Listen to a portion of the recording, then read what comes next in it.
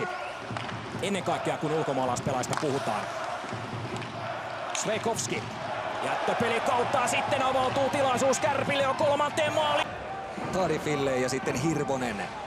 Hirvonen maalikulmalle ja sitten on paikkaa. Sitten veivaa myöskin, eikä oikein tiedä minne pitäisi kulkea. Nyt joukkue pääsee vihdoin ja viimein rauhoittamaan.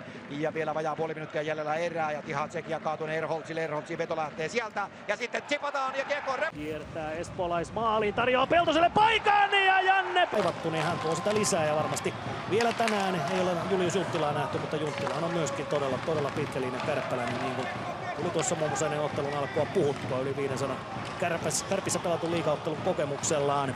Sieltä otetaan apu ja Salmela nousee, Salmela! Että heilahtaa Björk hyvässä paikassa, laukoo, mutta päin kukkosta. Tieksola. Virta.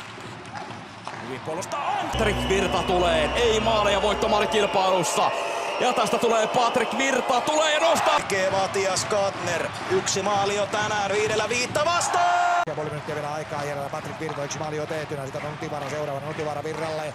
Niin ja tällä tavalla sitten tuo akseli pyörii. Ja Virta edelleenkin malttaa vielä saattaa hienon passin. 5-vuotiaalle puolustajalle, joka tällä kaudella sitten pitkästä aikaa nähty myöskin espoolaisjoukkueessa. 10 tehopistettä näkyvällä, 4 maalia 6 syöttöä. Virta jättää, nyt on Antti Roikola tila!